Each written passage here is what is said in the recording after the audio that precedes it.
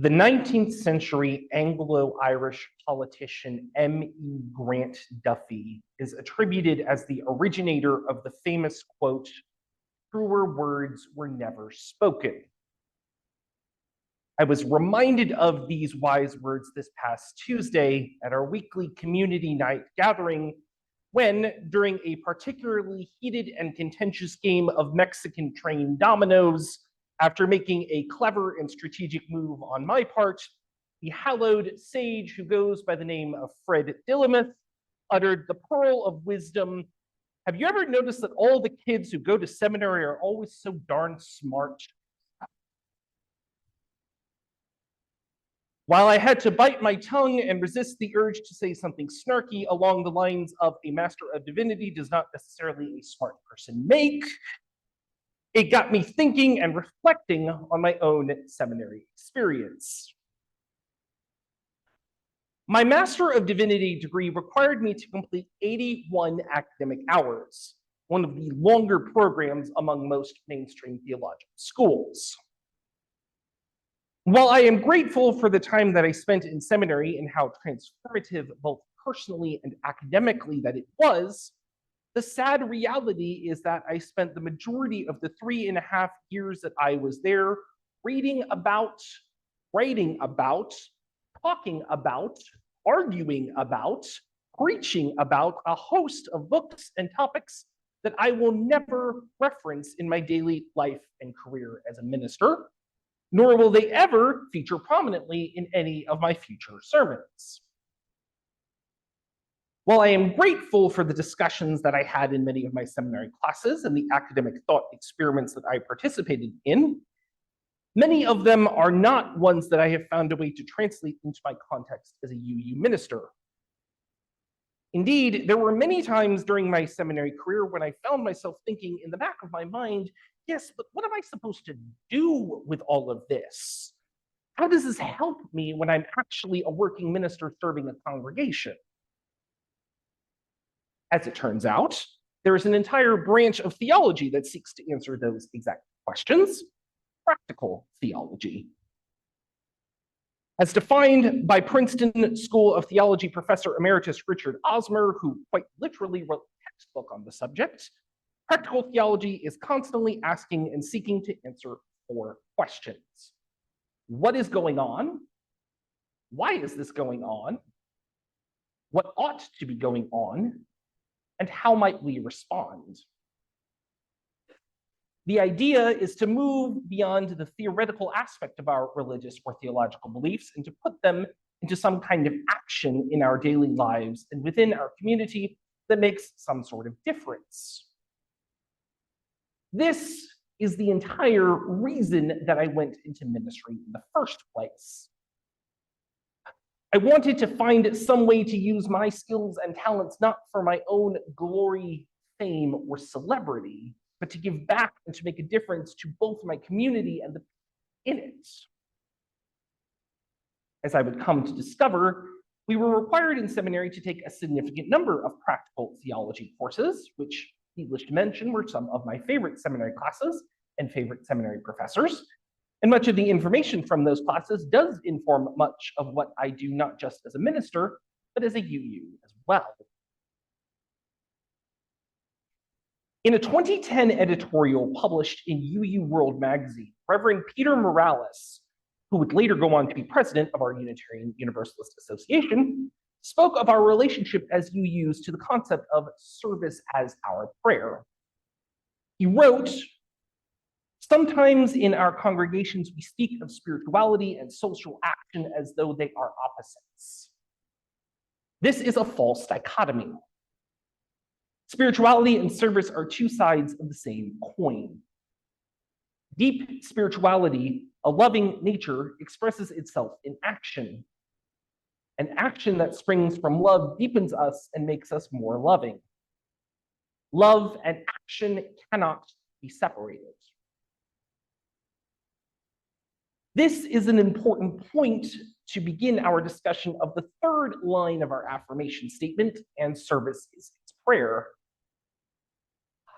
I have always loved the fact that in L. Griswold Williams' original rendering of the affirmation statement, the first three lines are grouped together in their own stanza.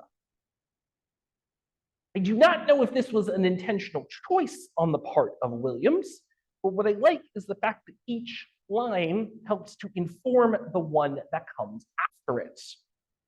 Love is the foundational principle, love for people, community, and the greater world that we inhabit, that has brought us here and informs what we do.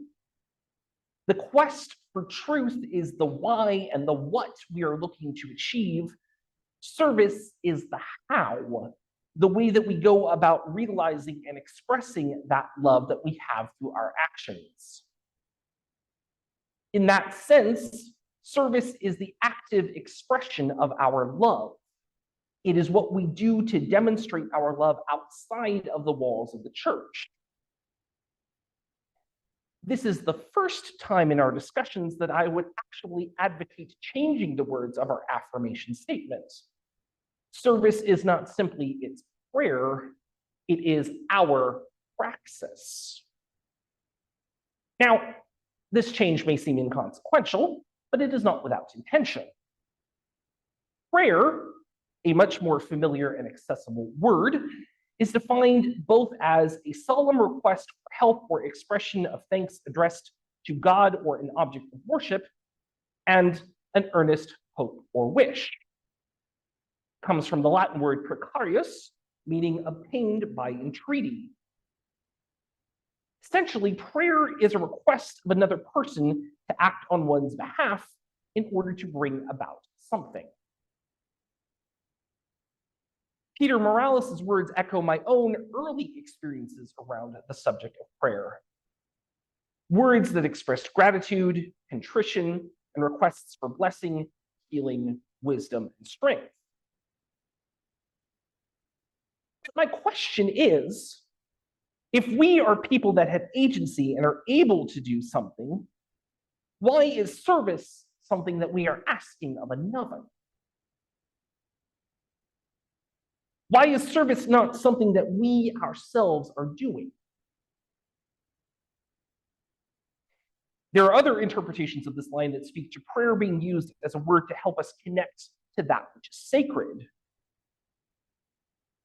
But if service is our way of connecting to that which is sacred, then it seems we cannot connect to that sacred that is beyond ourselves unless we are out working and doing in the service of others. This is why I prefer the word praxis instead of prayer. Praxis may not be as familiar a word to many people as prayer is, but praxis is the nominal form of the Greek verb pratein, which means to act, achieve, or accomplish. It is literally a word that means action. Service is our action. What this does is force us to not remain in the theoretical headspace, but to take what informs us and put action behind it. It is an intentional reminder to ourselves to live into the words that we say together when we are in sacred space and to act in such a way as to bring those words about in the world. And if service is to be seen as our way of connecting to the sacred, it is important to remember that action does not necessarily always happen in one direction. To again quote the Reverend Peter Morales, service transforms people. No one who commits themselves to service remains unchanged by the experience. When we serve, we become more compassionate, more sensitive, more understanding, and more aware. We are reminded of how precious and fragile life is. We experience our vulnerability and our deep need for one another. When we serve, we experience what love can do. We, as Unitarian Universalists, have a long history of social justice and social action, informed and guided by the love that we have that has called us beyond the walls of our churches. It has called us to confront a world that is often deeply divided and broken, and called us to act in such a way as to join hands and take action to effect positive social change in the world. May we ever be known by the love that we have in the world, but may we also be known by the practical actions we take to demonstrate that love out in the world. To quote American Jesuit educator, the Reverend Michael J. Graham, service is what prayer looks like when it gets up off its knees and walks in the world. Let me repeat that. Service is what prayer looks like when it gets up off its knees and walks in the world.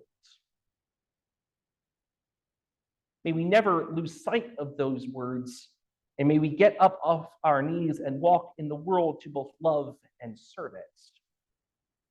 It is our praxis. It is our calling. May it ever continue to be so. Blessed be. Amen. Shalom. Assalamu alaikum. Namaste. Thank you all so much.